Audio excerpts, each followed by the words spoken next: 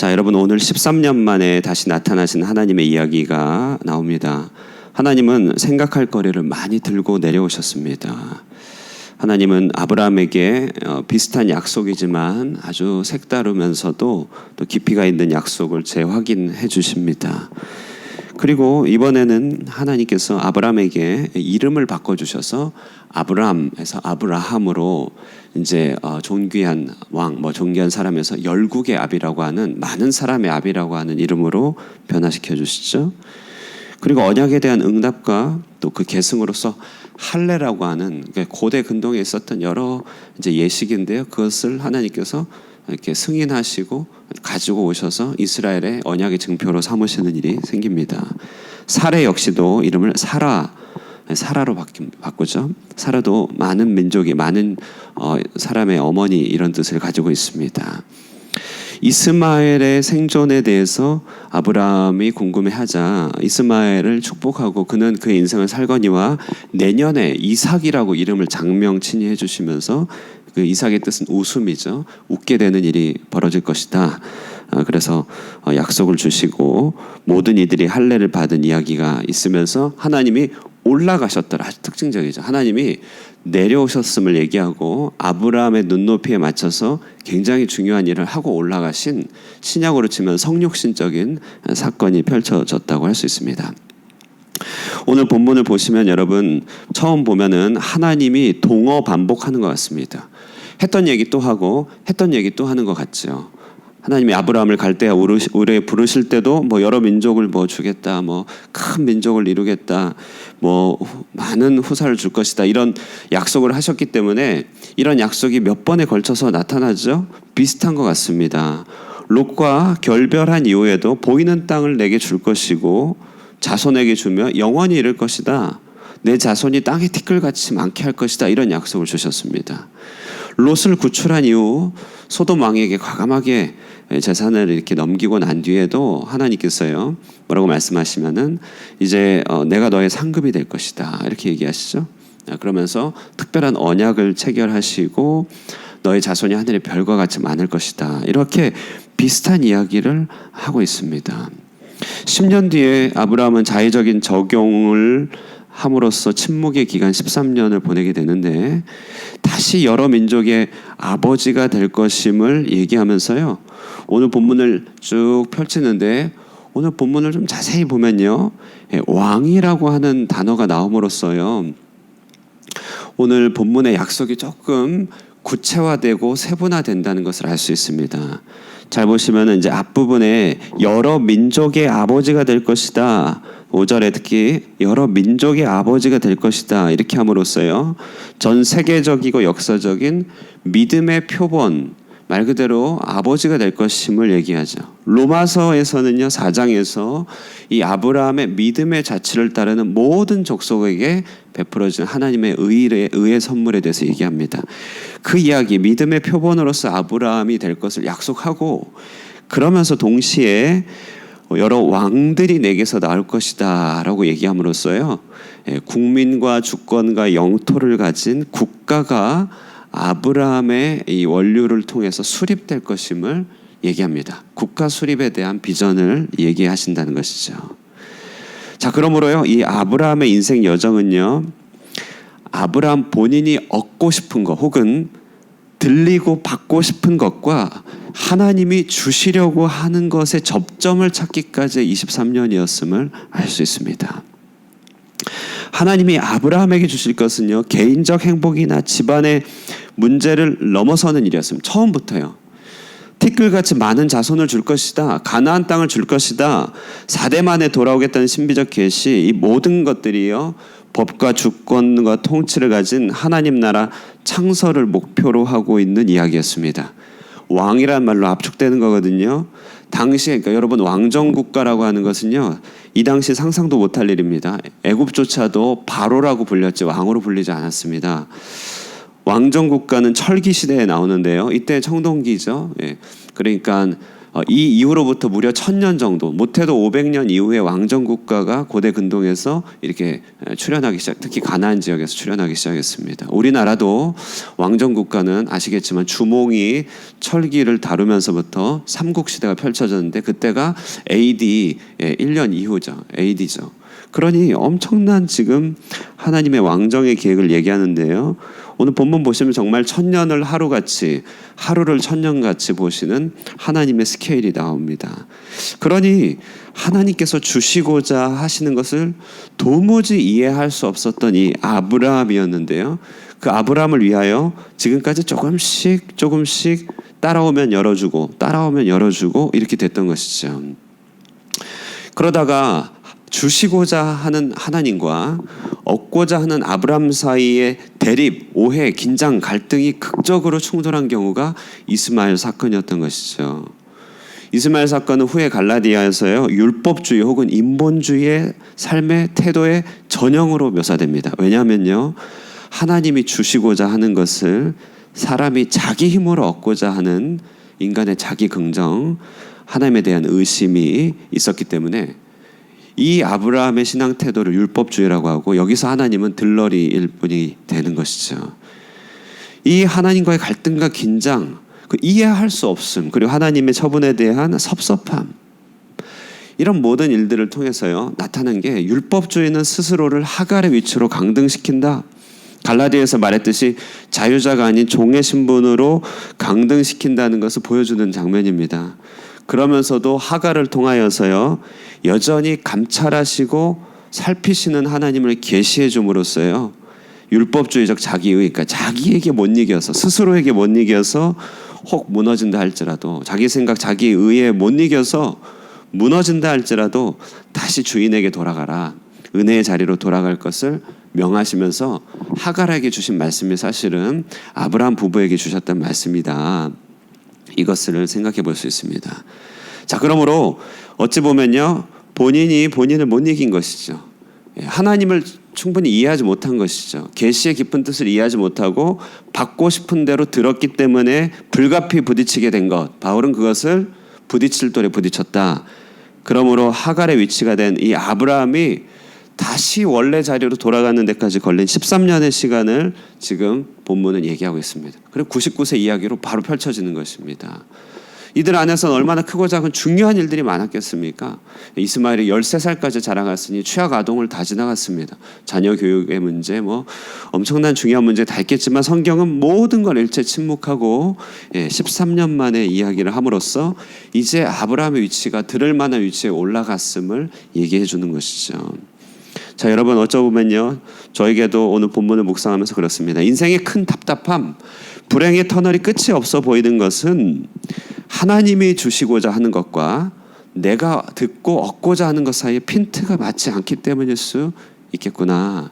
나는 내 식대로 이해를 하여서 하나님의 약속을 내 식대로 받아들였지만 하나님이 궁극적으로 주시고자 하는 것에 대한 이해가 도달하지 못하기 때문에 항상 나로 하여금 부딪힐 돌에 부딪히게 된다는 사실을 깨닫게 되는 것이죠. 여러분, 정말 우리가 하나님이 우리에게 주시고자 하는 것들을 얼마만큼 이해할 수 있을까요? 우리는 어느 정도 이해에 도달하고 있을까요? 부모된 자로서 자녀가 이해하지 못한다는 걸 잘 아시죠? 그래서 이해할 때까지 기다리고 또 가르치고 하지만 자녀는 그 자리를 언제까지 이해를 못하냐면 부모가 되기까지 이해를 못합니다. 부모가 돼야 이해를 하는 것이죠. 주시고자 하는 것을 정말 내가 받고 싶을까? 자문하게 됩니다. 택정하고 부르셔서 구원하고 이끄시는 부르심의 소망에, 정말 그 부르심의 소망에 내가 관심이 있는 것일까? 하나님을 의지하고 그분을 원한다 하지만 따지고 보면 도리어 주시고자 하는 그것을 두려워하고 거부하려고 하는 내 속사람의 마음이 있음을 눈치채게 되는 것이죠. 왜냐하면 그것이 무엇을 의미하는지 어렴풋하게나마 모르는 것이 아니라 이해하기 때문에 그렇습니다. 한 가지 사례로 말씀드리면, 여러분, 목사든지 우리 중직자든지 직분을 받을 때면요 이 과정 유사하게 통과해 가더라고요. 하나님 나라의 종과 청지기가 되는 영광의 부르심요 감사하잖아요. 큰 선물임을 압니다만 그것만큼 또 피하고 싶은 게 없는 거죠. 목사로 부를 받았을 때 목사만큼은 되고 싶지 않다고 이렇게 도망다니고 하는 게 영광을 모르는 바가 아니지만 그것만큼은 나에게 해당되지 않는다고 말하는 것 같이 우리가 한 사례로 얘기하면 오늘 아브라함이 겪은 갈등을 조금 이해한다면 여러분 언젠가 인생 가운데 직분의 과정을 통과하시게 된다면 이 오늘의 본문이 정확하게 아브라함의 그 마음을 표현하고 있다는 것이죠. 우리가 하나님의 부르심과 영광스러운 소명을 모르는 바가 아니지만 그러나 그것만큼은 원치도 않고 이해하고 싶지도 않은 것이죠. 아브라함은 그런 말입니다. 할 수 있는 건 내가 다 할게요, 하나님. 여러 민족의 아버지라고요? 왕들이 내게 나올 것이라고요? 나라요? 차라리 이스마엘이나 살기 원합니다. 내 형편껏 최선을 다해요. 섬길게요. 이제 이런 맥락이었던 것이죠. 그런 맥락에 23년의 시간, 24 이렇게 3년의 시간이 지나갔던 것입니다. 자, 여러분 그렇습니다. 하나님은 한 번도 우리를 속인 적이 없습니다. 우리를 처음 보시는 그 순간부터 지금까지 한 번도 속인 적이 없이 영광의 소망을 가지고 우리를 부르십니다. 다만 스스로 속고 스스로 오해한 것은 나 자신 아니겠습니까? 하나님의 부르심에 전적으로 아멘 그 한 단어 하기까지 걸린 시간 23년입니다. 이것이 이스라엘 백성의 단위로는 광야에서 40년을 보낸 것이죠. 아멘 한마디가 그토록 어려운 것이죠. 이 아침에 정말 그렇습니다. 아멘 하지 못하는 부분이 뭐가 있는지 우리 말씀 앞에서 돌아보게 되는 것이죠. 내 속에서 아멘 못하고 있구나. 바로 그것이 하나님과 나 사이의 핀트 아니겠습니까? 아멘 할 수 있다면 그렇다면 그때부터 하나님 나라가 펼쳐지고 나의 이름이 바뀌는 것입니다. 나의 이름이 바뀌어야 하늘의 것을 얻을 수 있는 것이죠. 자, 그러므로요 이제 할례란 무엇입니까? 할례, 외적 징표죠. 외적 징표, 하나님의 신실하심에 대한 아멘의 지속이다. 내가 아멘 했습니다. 그것을 아멘 매일 아멘으로 보고자 하는 결혼 반지 같은 것이죠. 결혼 반지는 이런 거잖아요. 당신을 향한 아멘입니다. 이거잖아요. 혹 내 마음이 흔들리더라도 결혼 반지가 있으므로 당신을 향한 아멘입니다. 물론 그 당신이 내가 아멘하기에는 충분치 못한 존재임을 알기 때문에 시간이 가면은 바뀌죠. 당신을 통하여 내게 주신 하나님에 대한 아멘입니다. 이게 맞는 것이긴 한데요. 바뀌죠. 그럼에도 불구하고 아멘이죠. 서약이라고 하는 것은 마찬가지로 할례라고 하는 것은 그 아멘의 외적인 징표입니다. 이것은 오늘날 일단 세례로 구현되죠.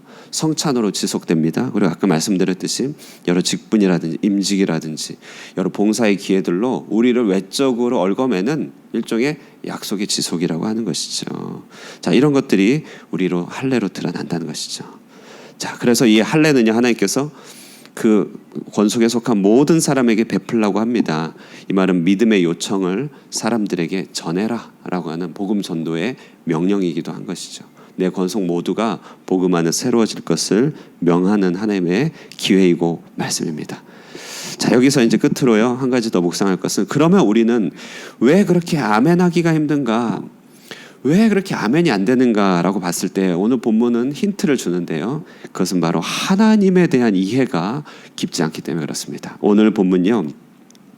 하나님께서 자기를 드러내실 때 17장 1절에 이렇게 드러내십니다. 여호와께서 아브라함에게 나타나서 그에게 이르시되 나는 전능한 하나님이라 이렇게 계시하십니다. 나는 전능한 하나님. 자, 여러분 우리는 하나님의 전능함을 믿기 때문에 너무 당연한 말 같지만요. 이 전능한 하나님 히브리어로 엘샤다이건 엘샤다이. 자, 여러분 이 엘샤다이가 나오기까지 하나님의 이름이 몇 번이나 계시됐는지 한번 보실까요? 아브라함을 부르실 때 여호와로서 불렀습니다. 아브라함은 그때 그냥 자기 민족 혹은 자기 가족의 하나님으로 알았어요. 그러다가 롯의 문제와 결부되면서 이제 아브라함은 엘리온이다라고 하는 하나님의 속성을 파악하게 됩니다. 온 세상을 나가도록 하게 하는 하나님의 계시죠. 내가 내 울타리를 벗어나서 세상을 향해 도전할 수 있는 것은 온 세상을 통치하시는 엘리온 하나님. 거기에 이르자 앞으로 나갔던 것이죠. 그러면서 하나님은요 다시 자신을 이제 뭘로 계시하시냐면요 나는 너의 방패와 상급이다 이렇게 계시하시죠. 방패와 상급 되신 하나님. 아브라함의 하나님 이해가 점점 깊어지는 것입니다. 이것은 교과서로 가르친다고 깨달을 수 있는 게 아니죠. 내 마음에 고백되는 바로 하나님 전능하신 하나님, 사랑의 하나님에서 점점 엘 엘yon, 주재하시는 하나님, 나의 방패와 상급, 나의 온 모든 것. 그러다가 하갈의 문제에 딱 부딪혔을 때 그때 계시된 하나님의 부엘라 헤로이, 감찰하시는 하나님, 감찰하시는 하나님. 떨어진 상태에서도 살피시고 도망자의 상태에서도 버리지 않으시고 우는 그 모습을 지키시고 주인의 자리로 이끄기까지 인도하시는 그 세밀한 감찰하시는 하나님을 아브라함은 통과했었어야만 합니다. 그래야 약속을 받는 것이죠. 아브라함은 넘어질 수 있지만 감찰하시는 하나님을 경험하게 됩니다. 그리고 나서 13년 뒤에 하나님께서 드러내실 때 엘샤다이, 전능자 하나님. 여기서 말하는 전능자는요, 없는 것을 있는 것처럼 부르시는 하나님을 전능자 하나님이라고 그래요. 죽은 것을 살리시는 자처럼 부를 때 엘샤다이, 그렇게 하는 것이죠. 내게 없습니다. 내게 자원이 없고 순종할 자원도 없고 나라를 이룰 자원도 없고 하나님을 섬길 자원도 없습니다. 내게는 은혜가 부족합니다. 그러나 없는 나를 있는 것처럼 부르시는 하나님, 죽은 자 같은 나, 정말 마른 장작, 부지깽이 같은 나를 정말 하나님의 도구로 부르실 수 있는 그런 하나님, 엘샤다이 나타나는 것이죠.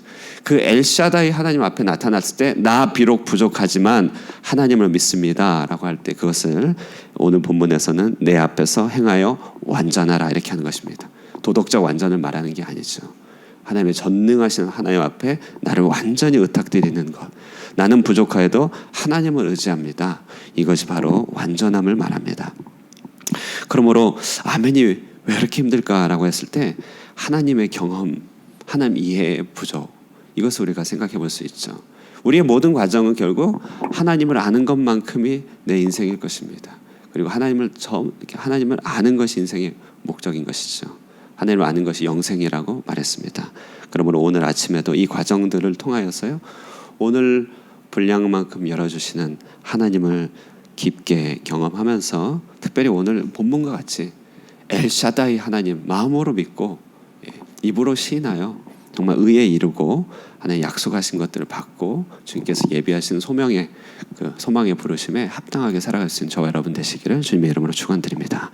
기도하겠습니다. 살아계신 하나님, 13년 만에 아브라함에게 나타나셔서 전능자로 드러나시고 그를 통한 하나님의 민족과 국가의 계획들, 큰 그림들을 보여주심으로 그에게 그 깊은 아멘을 하나님께서 요청하시고 또 고백해 하시는 하나님의 모습을 보게 됩니다. 하나님, 그렇습니다. 우리를 향한 하나님의 뜻에 대해 우리가 때로는 우리의 마음으로 온 전심으로 아멘 하지 못하여 주님께서 주시는 이끄심에 온전히 반응하지 못할 때가 많이 있습니다. 하나님, 이 아침에 주님 앞에 섭니다. 우리 안에 여전히 아멘으로 서지 못하는 것이 무엇인지 있는지를 돌아보게 하여 주시옵소서. 이를 위하여 우리의 삶을 뚫고 들어오시는 전능자 하나님, 죽은 자를 살리시는 이처럼 부르시며 없는 것을 있는 것처럼 부르시는 우리 하나님의 속성을 온전히 의뢰하여서 완전함에 행하며 오직 믿음으로 행할 수 있도록 주께서 우리의 삶을 지탱하여 주시옵소서. 이 아침에도 그런 믿음으로 기도케 하여 주시옵소서. 하나님, 파키스탄의 큰 홍수로 말미암아 하나님 큰 어려움을 겪고 있습니다. 큰 비참과 두려움과 고통 가운데 있는 그 땅을 주님께서 불쌍히 여겨주시고 더불어서 하나님, 그 땅의 고통과 어려움을 보면서 온 세상에 처해 있는 하나님의 진노와 또 두려운 일들과 또 가련한 현실들을 마음 아파하며 나의 기도 제목으로 기도하며 또 세상을 품고 기도하는 아침 되길 원합니다. 우리 주변에 있는 이들을 또 생각하며 기도케 하여 주시고 기도 제목 주시고 힘써 기도케 하실 때 또 변화시키시는 하나님의 역사를 믿으면서 우리가 서로가 서로를 위하여 기도하며 또 교회 부흥과 교회를 통한 하나님의 역사를 위하여 끊임없이 간구하는 우리가 되게 하여 주시옵소서. 기도 시간 함께 하여 주시기를 간절히 바라옵고 예수님 이름으로 기도드리옵나이다. 아멘. 말씀 생각하시면서 기도하시고요. 주님 앞에 아멘으로 응답하시면서 기도하고 돌아가도록 하겠습니다.